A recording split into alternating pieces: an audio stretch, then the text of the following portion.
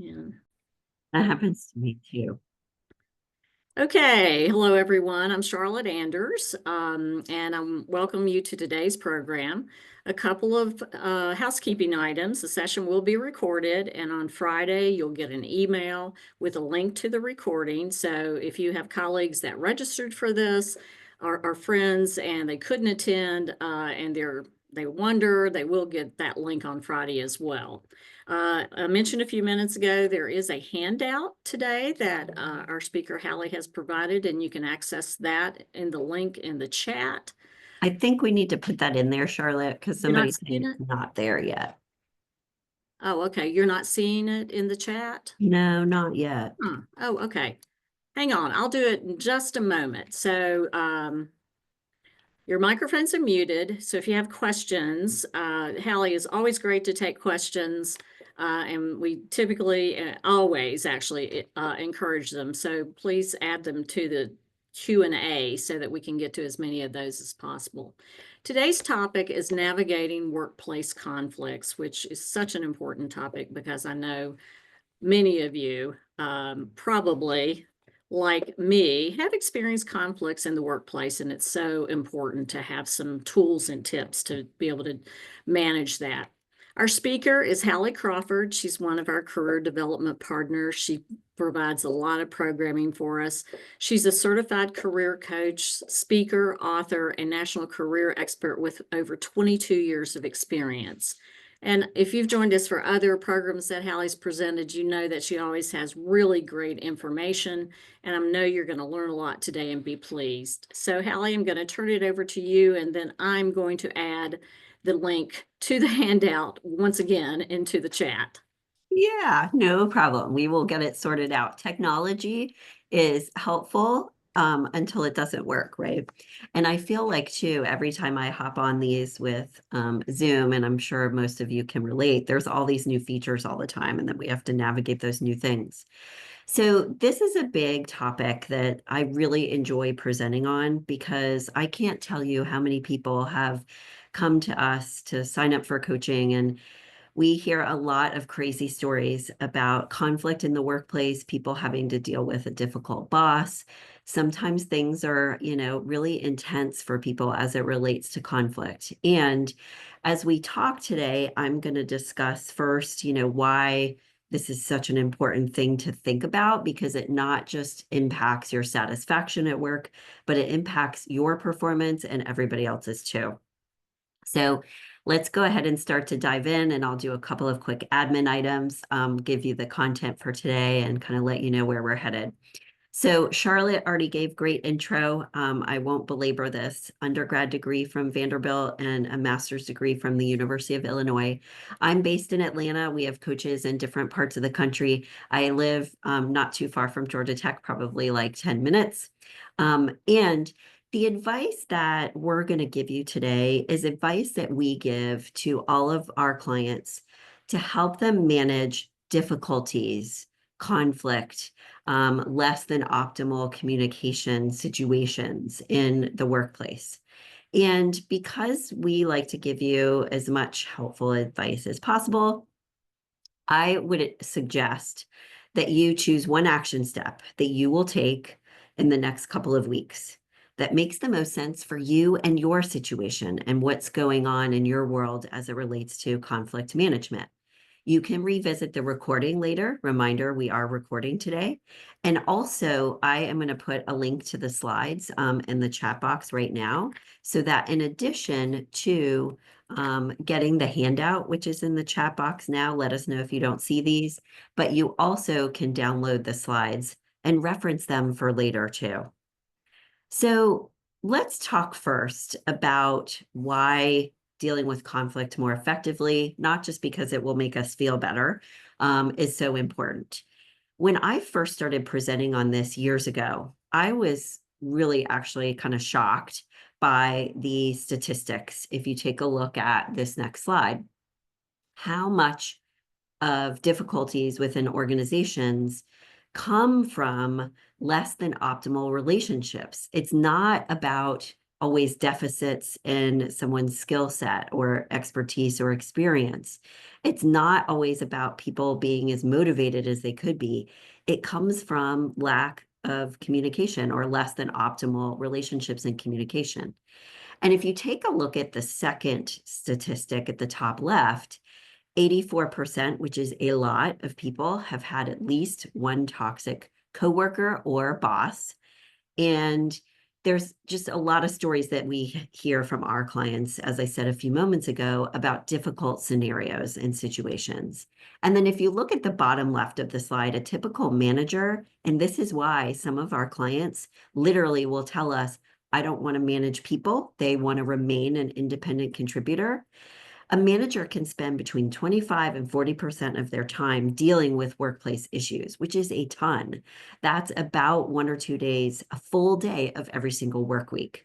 So this is why this is so important to deal with. And you can get better at managing conflict effectively. Can you control what other people do? Absolutely not. But you can lead by example. And there are things that you can do, not just to lead by example, but set the stage for better, more productive conversations, which is what we're going to talk about today. Another reason why this is important is because we know from experience so far this year that a lot of people are under a lot of stress with layoffs, whether you've been laid off, whether you are one of the people that's remaining. There's just a lot of tension in the workplace because of layoffs and concerns about the economy. Then you layer on people have differing work styles, and sometimes they are very dramatically different. And some people, if they're working hybrid or remotely, may not know how to lead or work as effectively remotely as they could.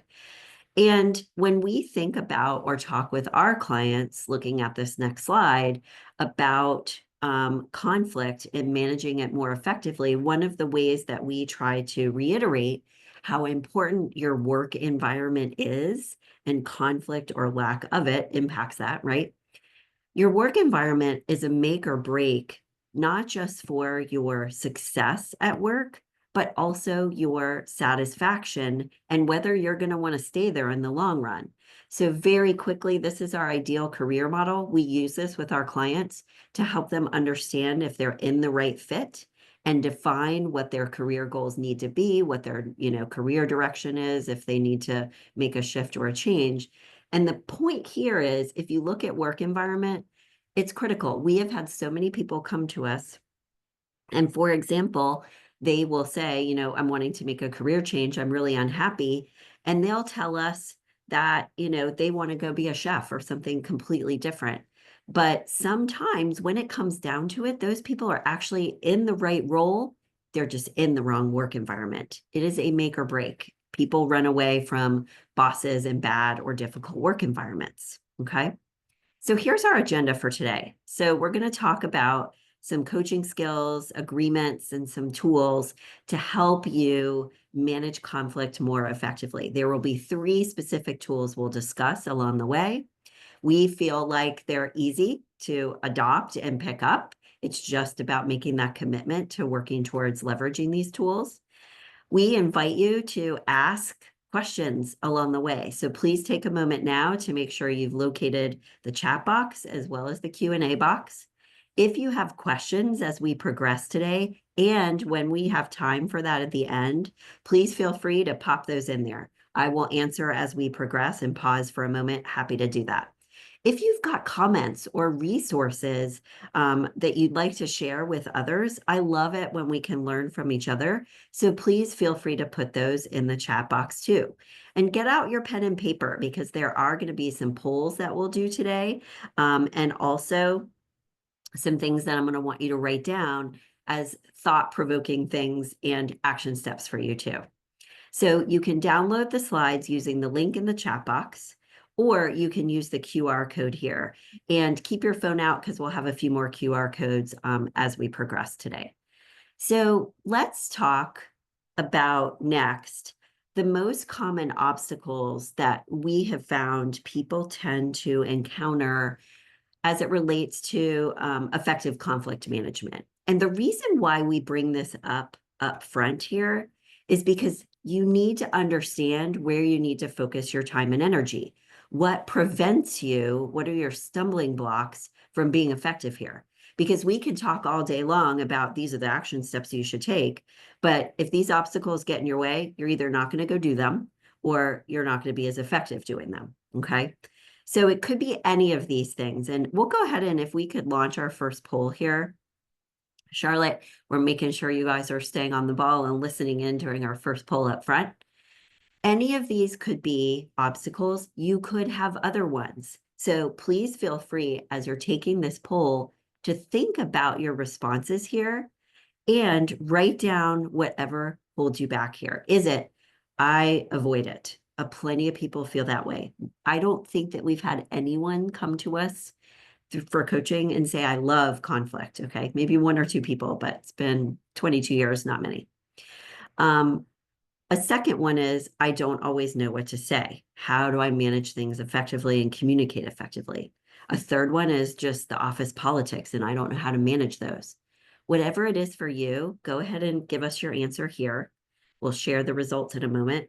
But I also would really recommend that you write down what gets in your way the most so that you can understand where and how and when you need to apply the tools.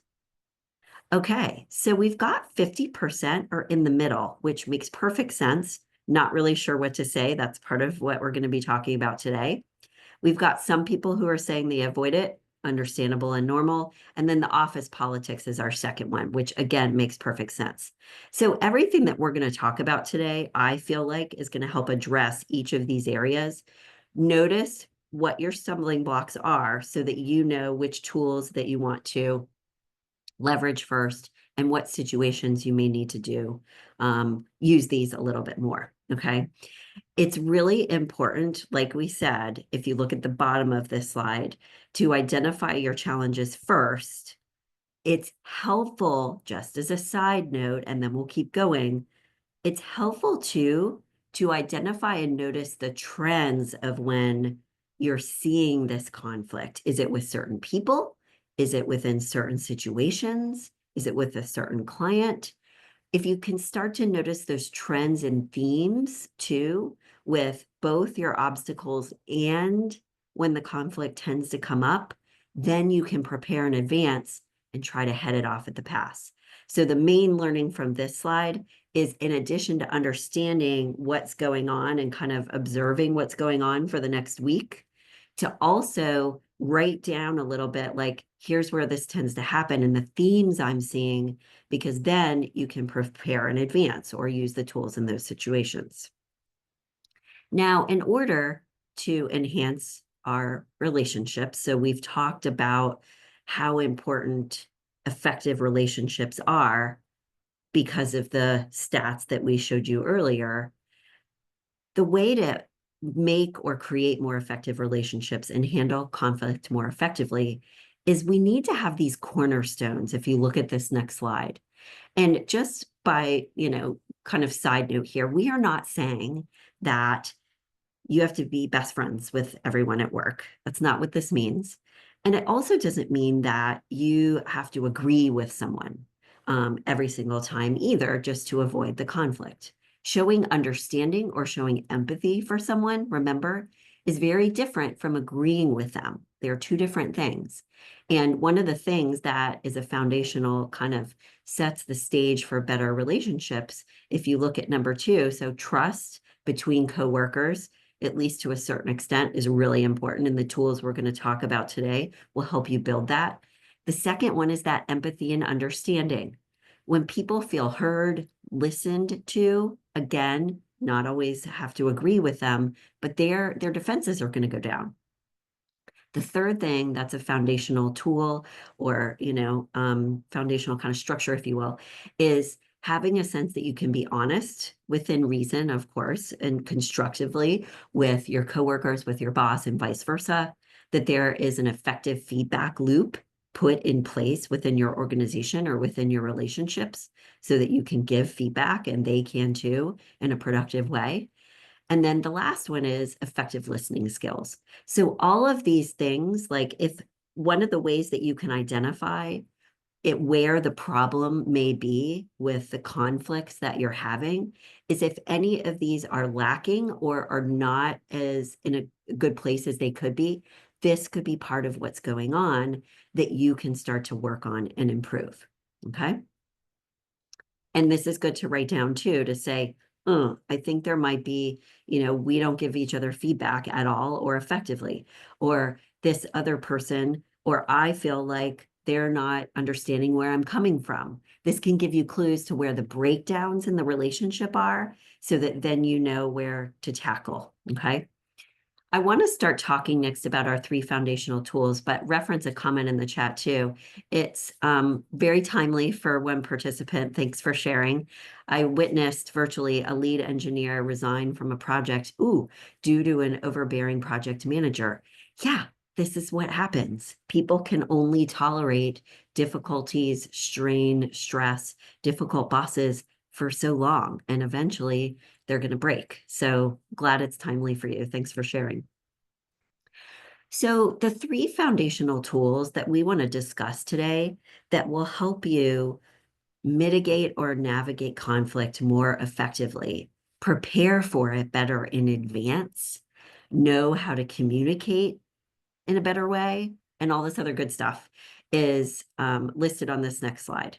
So we're going to go through each of these in greater depth, but creating an agreement, kind of like a team charter, whether it's for a team or between 2 people, can really help you with communication skills, effective working skills, all this other good stuff. We'll talk more about that. We're going to talk more about empathetic listening. And I know most of you are like, yeah, I've heard about active listening ad nauseum. We get that. But there's a way to really listen more effectively for people. If you can sprinkle this in every once in a while, you're going to build that foundation of honesty, trust, etc. And then the third tool for today is leveraging this concept of curiosity and this idea of powerful questions that we actually teach our clients about all 3 of these things so that they can be more effective and successful in their work, whether they're managers or not. Goes both ways. All right, so tool number 1 is to consider creating an agreement. And this is really nice when you're able to do it in advance of starting to work with someone or when you first start a new job, lots of different, new situations there. But it does not have to be the case. You can create an agreement with anyone that you are either experiencing conflict with or that you've been working with for a while. You can just say, hey, I'd like to talk for a few minutes about how we can work together more effectively. Do you mind if we do that? Set up a meeting, whatever is appropriate for that situation. And when we talk about an agreement, what we mean here is listed on this slide. So it's a really good idea to talk with anyone that you work with, not just about the actual work that you're doing, but how you work together. So it's taking a 10,000-foot view and stepping back and saying, let's take an objective look at how things are going, what we need to do differently, and how we communicate, etc. The first thing is you can establish some guidelines, talking together about this for communication. What's the best way to communicate? When is it appropriate for email versus phone call, et cetera, et cetera? For tasks, for meetings, how often do we want to meet? What's the length of the meetings? Have our meetings been productive, or do we need to make some adjustments to them? Clarifying your roles within the project, within the group, or between the 2 of you. What are the roles that you play, and are you playing the right roles based on your strengths and your interests? Sometimes role confusion can be a cause of great strain and conflict within organizations. It's a great idea also to make an agreement for how you handle tasks and doing so effectively. How can we handle feedback and conflict? Disagreements. Is it better for you, for example, if I email you first and then we discuss? Or would you prefer to get the feedback live? Everybody's different, but talk about it so that you can get the feedback delivered to you in a positive, productive way and in the way that you would like, and vice versa, though. And if you can have this conversation, like outside of a time when things are tense, and like I said, just kind of take a step back and say, look, can we have a conversation about this? What do you think? Are you open to having that conversation? And then ask them what they think. What are things that they would suggest or come up with to help you work together more effectively? And these are some questions that you can ask to get the ball rolling. We want you to have an opinion about what could be different as well, but we like it when you ask the other person first so that they're heard, but also to get their buy-in and have them take responsibility for improving things as well.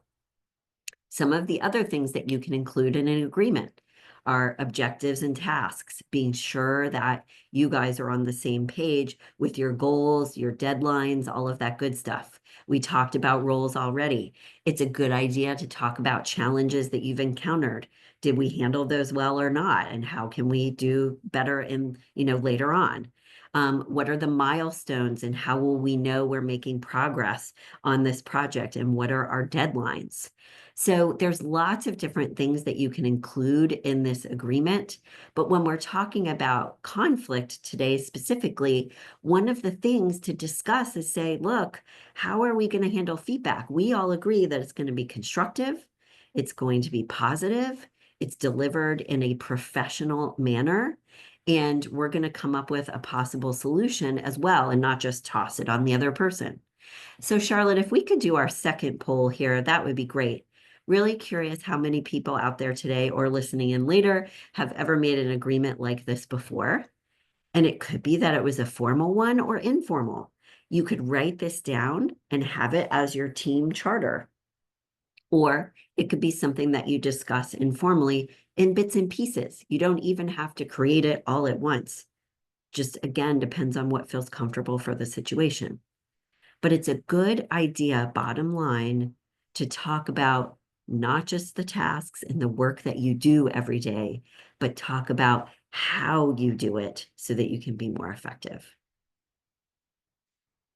And go ahead and as we're working on this poll too, write down a couple of things from this agreement that you think might be good to talk with the person that you're currently having a conflict with. And this is so interesting. We've got neck and neck 50-50. So please know, just like the other poll, you're not alone. If you answer any of these, we want you to know like that this is totally normal. I'd love to hear in the chat box what the agreement was like, anything that you included in it. So please share with us, the people that have before, how was it for you and was it effective? And for those of you who haven't, this is a great tool to pick up on. I'm really actually pleased that we've got that 50-50 because I think people are starting to notice this or use these types of tools more. So please share with us more in the chat box. I'd love to see. Now, as we're letting people share in the chat box, but also thinking about this very specific thing of, how do I say what I need to say? Is if you look on the left-hand side of this slide, if you need to have what could be a touchy or difficult situation with someone, it's a really good idea to follow some of these steps on both the left and the right. So we'll start with the left. To set the tone of the conversation before you start, you can let them know, like, I'm saying this because I would like to work together more effectively. I care about your personal or professional development, maybe if that's the appropriate thing to say, given the situation. Or I care about working together more effectively and I respect your opinion. Whatever it is, like setting the tone that you are trying to accomplish something positive here, not coming in just to tear them down. Let them know at the beginning that you need to talk about something touchy. So for example, I need to share something with you or talk with you about something that may be a little bit difficult to hear or maybe a little bit touchy.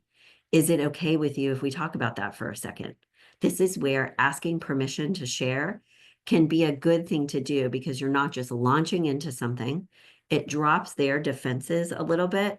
You're getting them on board with having the conversation and you're not blindsiding them.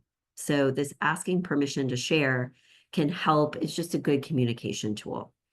And then make sure that after you talk and share whatever it is that you're going to say, and remember, what is it? The communication positive negative sandwich where if you are going to share something negative, it's also good to share some things that are positive, like beginning and at the end too, to try to set a positive tone and good intent for the whole thing.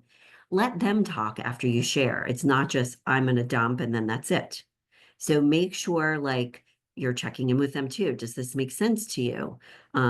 Have I, offended you in any way? Do we need to talk about anything further? Okay.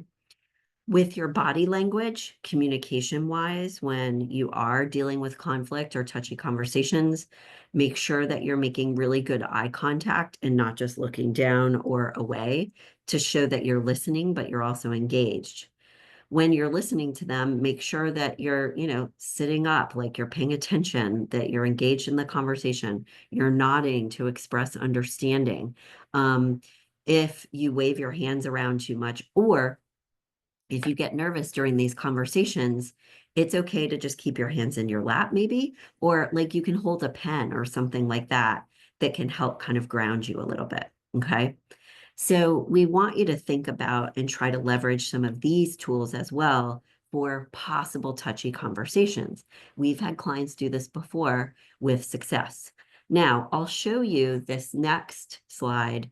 This is an example of a team charter and some of the things that you can include that we already discussed, things to cover in your agreement. And like we said, this can be a formal agreement if it's like a team and you want to put everything out there. And if it's an informal agreement just between two people, that's fine too. Whatever makes the most sense for you. Let's take a look at this next slide, and we've got a couple of good comments coming in the chat box. So please hop in there for just a second. Very effective. I now have my students set up an agreement at the onset of their group projects. Yay, I love that. Another person sharing, been in the engineering workplace. Observation is picking up the phone or walking over to actually talk with someone has become a lost art. Electronic communication, it is good and it's helpful for certain situations.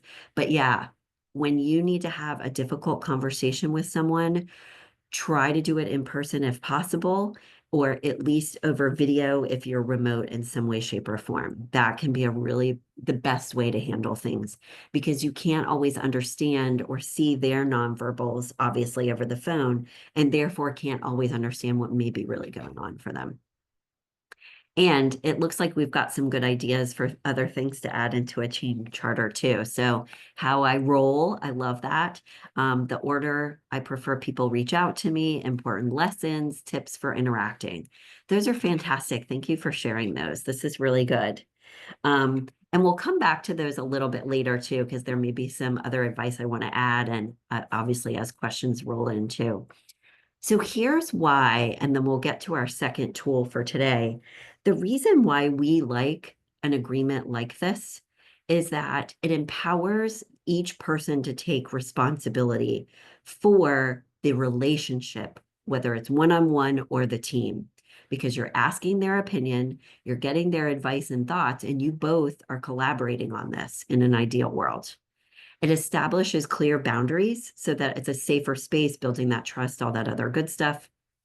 And it gives people, including yourself, clear ground rules to follow for clarity so that we know, oh, right, this is what we agreed to and said, how we would deal with this certain situation. And you're pointing to something else, the agreement, versus saying, well, you're supposed to do it this way. It's a really good idea, by the way, to periodically update these as there's a new project, if there's a new person, quarterly, just to keep things fresh and make sure you're staying on top of stuff. And also making adjustments based on what you've learned works better too.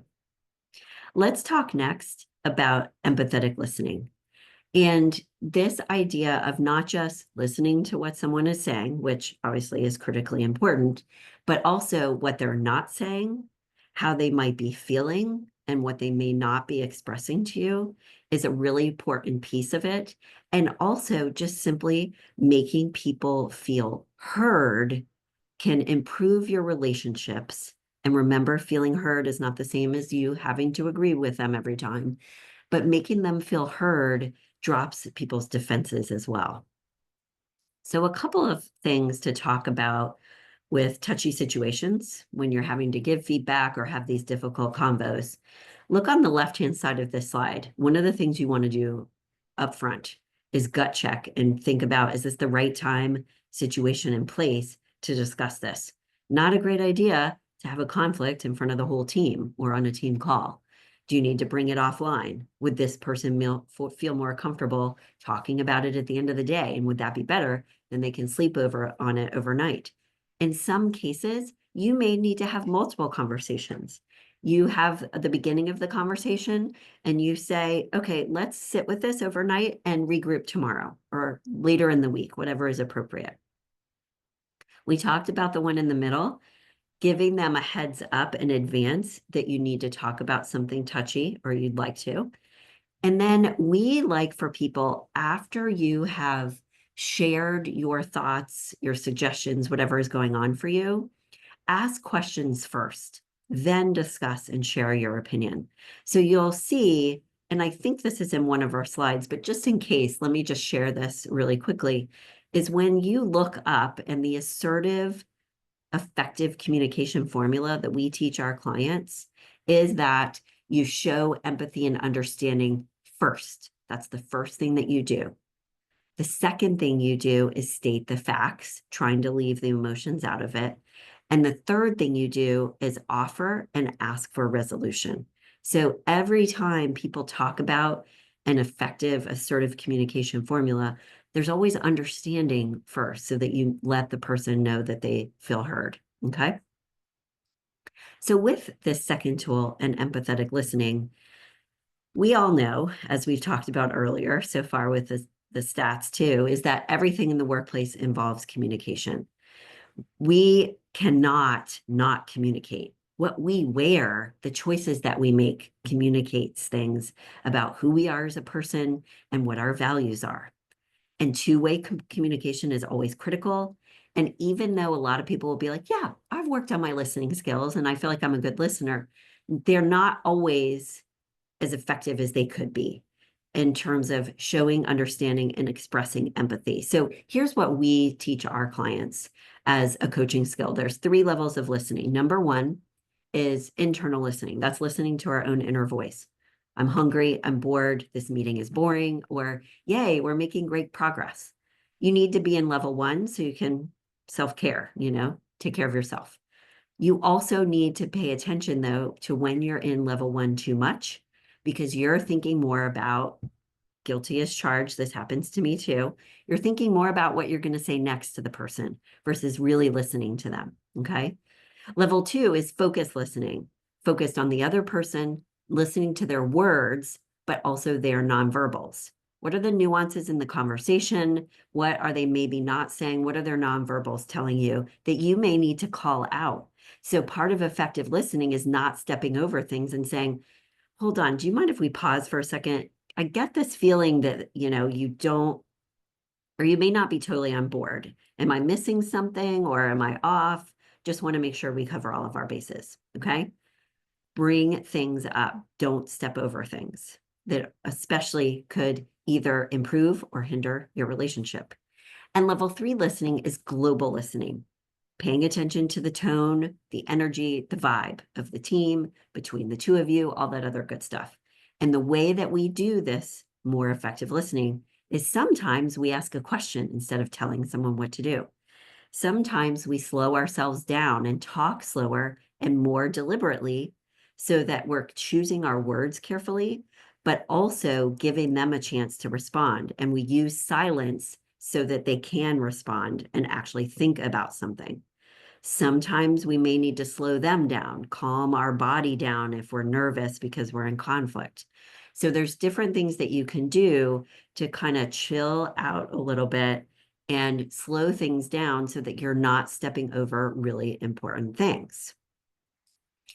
Active listening exercise. There's 2 parts to this, and it's listed on the slide here. So to practice some of these listening skills, we would invite you to, number 1, ask a friend or family member to tell them about a problem that they're having.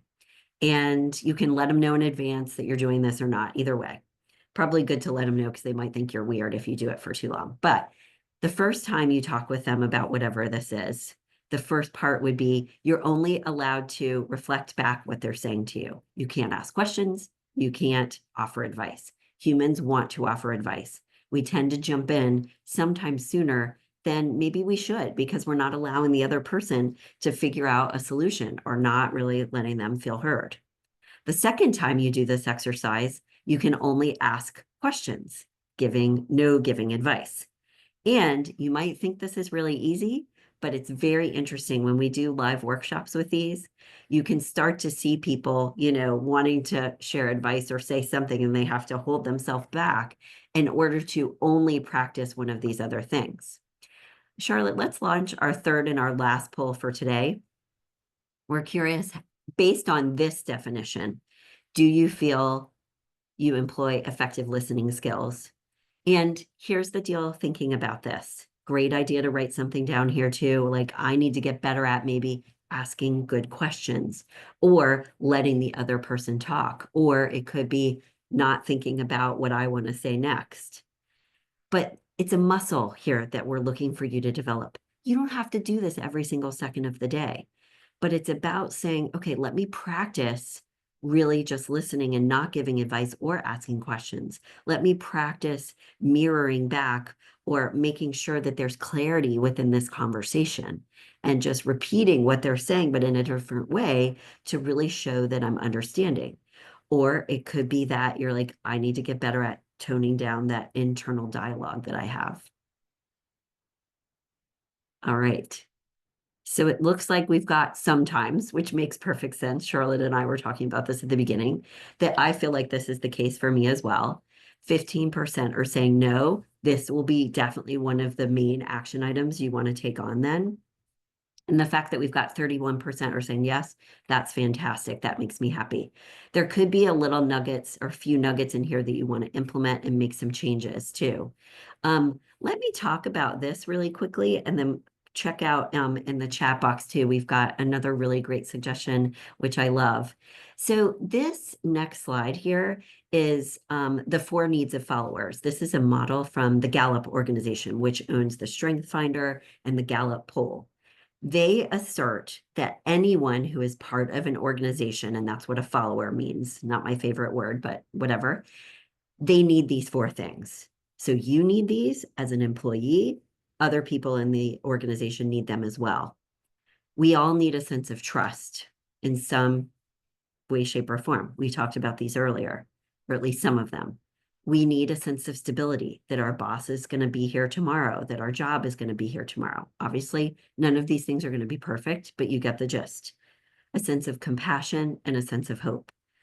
If things are not going well between you and another person or within your team, this can give you clues to what may be missing that you could help amp up within your team, that you may also need to pay attention to for yourself, that may be missing for you, that you need to ask for help with or help yourself with a little bit more. So for example, as a leader, is your team kind of deflated? Or even as a coworker, a team member, and you would like to help provide a little bit more direction and guidance and sense of like inspiration, right? Because that could help with some of the conflicts. We had a client once at a huge healthcare consulting firm print this out, put it on her desk. A couple of days later, when we had a coaching call with her, she was like, I totally understand what the breakdowns are within my organization because of this. So great tool to print out and put on your desk and kind of noodle on for the next couple of days. Wanted to mention that we always offer a free consult to talk about our services. If you feel like you'd like to learn more and see if we're the right fit to work with you, you can use the QR code. I'll put a link in the chat as well. If you do set up a time with me to talk about how we can help you, please reference that you attended this webinar and went to tech because we do give a discount for alumni. Let's talk about tool number 3. And this is this concept or idea of curiosity. So the more you can be in a curious space, especially in conflict situations, the better off you're going to be at establishing all the other things that we've talked about, diffusing the tension a little bit more, really listening to the other person, having them feel heard, all of that. So you may need to use this idea, like we will tell our clients, you can say, okay, I'm going to put my coaching hat on here for a minute with someone that you're talking to, or I'd like to get curious about this, or I'm curious about a few things here. Do you mind if I ask you a few questions? The curiosity thing, even if you say to yourself, okay, I need to put my curiosity hat on inside of your head, this can help you get to a different place with your relationship because you're changing the dynamic from, he said, she said, I'm telling you what to do, or they are, or whatever it is. So let's look at the right-hand side of this slide here. Being curious versus judging or getting angry and frustrated, understandably, helps diffuse a conflict. Asking permission before sharing, we talked about already. But this idea, if you look at the right-hand side, of powerful questions, to start asking people more often, they're open-ended questions, there's no judgment in them, and they allow the other person to vent, explain, maybe identify a solution, come up with an answer. These are better than yes or no questions. So starting to practice this tool of asking really broad, open-ended questions can help improve relationships, come up with better solutions, get people to brainstorm ideas more and think more creatively outside the box, but also help manage a conflict more effectively and maybe come to a compromise. So if you look at the left-hand side, here are some examples of these. How can we improve our working relationship? What's the best way to accomplish this goal without getting into conflict again? I have some ideas, but I really want to hear yours, or I'm not really sure. I want to hear your perspective on this. Okay. Powerful questions, again, require that you're not judging in the moment and you're really putting your frustration, et cetera, as much as possible aside.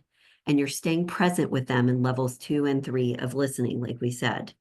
It is okay. And you're going to have to offer an opinion and make decisions when needed. We're not saying don't do that. But sometimes it's a better idea to ask a question versus telling someone what to do.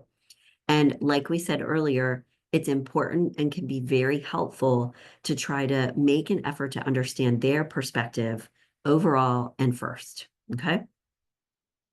With powerful questions, there can be two types: information gathering, and there's some examples here. You're just trying to get some facts or information, but again, they're not yes or no response oriented. And then there's really bigger picture ones, like just very open-ended, curious ones.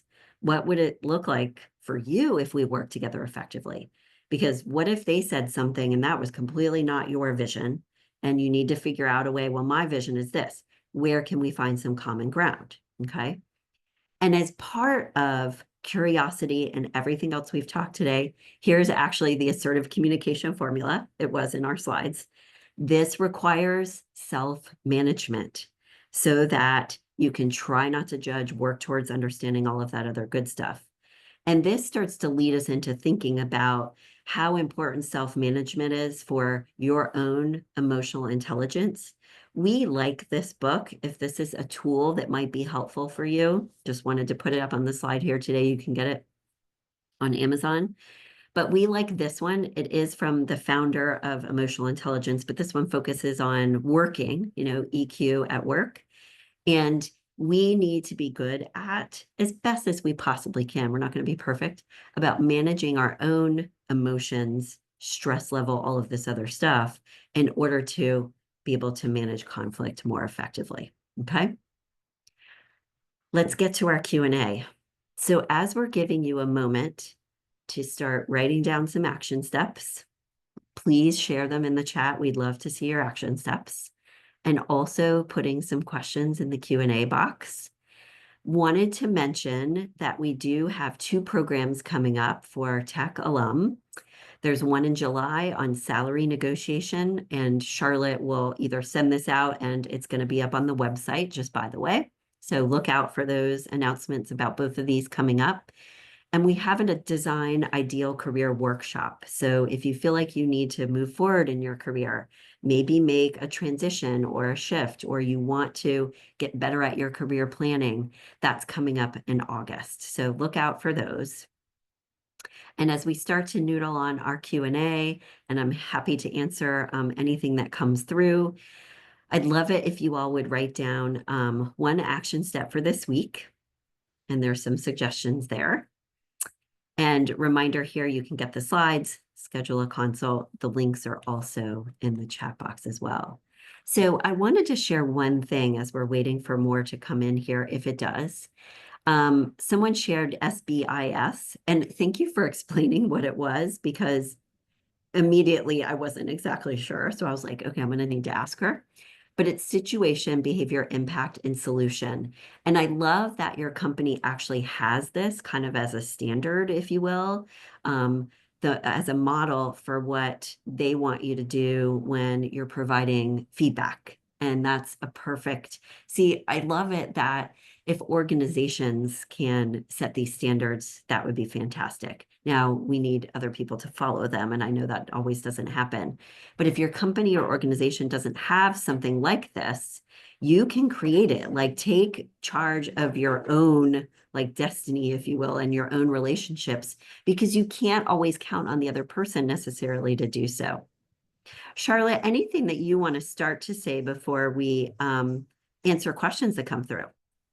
I was going to say thank you for posting that information about the programs that we do have upcoming. They're not on our website yet, but they should be very soon. And if I'm assuming, since those of you who are here, you and registered, that you did get information about the workshops. If you're not getting our weekly newsletter, or you're not getting the career development emails, either let me know or go on the website and update your information. You may have at some point or the other um, uh, opted out of the career development emails. And so if you did, and that might have been 10 or 15 years ago when you graduated, you're still not getting those emails, and maybe you would like to get them now. So just check on your status. If you have any questions, feel free to reach out to me. I'll do what I can to try to figure out what the problem is if you're not getting the emails. But we do have a lot of great programs coming up, and I hope that you'll join us for more. By and large, they are free webinars. We do occasionally do some fee-based ones, and one of those that Hallie mentioned is a fee-based program, but it's because she has lots and lots of content that she shares with you, and she also gives discounts to alumni. So really Yeah, give it some thought. and that's multiple sessions too. So Right, it's multiple sessions. more, yeah, Exactly. interactive and all that good Yeah. stuff. It looks like we don't have any more questions, Hallie. So I would say that we can give, oh, looks like one Came just through. came Yeah. in. Usually when we say that is when they start to come through. Exactly. So this is a great one, specifically for hybrid environment and conflict that comes up there, because it's different, because people, you don't have that water cooler talk, or you can't just drop by their office and like work something out. Many of these situations were from conflicting bands within a team. So couple of things, because it's a really good question. I would start out with trying to, one, understand that the people who are working remotely and the people who are working in person, they have a different work environment, and try to understand where they're coming from and what their situation is, because the hybrid people may have a little bit less context. And to your point, they might be forming like a little bit of a coalition, like we're all the hybrid people again, whatever. And if you can try to reach out to those people a little bit more, connect with them a little bit more, improve your relationship with them, so that you're kind of reaching across, I hate to say it this way, like the divide, and showing understanding, but also asking them, how are they doing working remotely? What's going on? Are there things that, are frustrating for them sometimes that you could help with or do differently? Trying to get some kinds of conversations going between those two different groups. And maybe there are some changes that could be made, meaning maybe they need more frequent meetings in order to feel more connected or something like that. So again, kind of reaching across the divide, seeing how they're feeling and what's going on, and maybe even brainstorming with them for a few minutes about what might help kind of bridge that gap, if you will. I was trying to say gap and bridge at the same time. So hopefully that helps as a starting point, but I can totally see that happening within organizations. I get it. Okay, let's see. One last chance for any questions. But if not, I'll just finish up by saying, again, thank you for those of you who joined us live. We always really appreciate when you take the time to join us live. It makes it a more robust session, in our opinion. Again, we'll be sending out an email on Friday with a link to the recording. You'll also get an evaluation survey at some point, and I really do appreciate it when you fill those out and send it back to, or just submit it, because we do look at them and we do try to take your suggestions to improve on our programming. If you have some suggestions that you would like to reach out to me directly, please feel free to do that as well. That would be I'm great. always happy to have those. Yeah, we really do like it. Then we know how to create the programming that you all want to see. It's Mm, huge. So exactly. good. Okay, with that in mind, Hallie, I guess we will call it a day. And thank you so much for your time today. Again, thanks to all of you. And I'll end by saying go Jackets. Thanks. Go Jackets. Talk soon.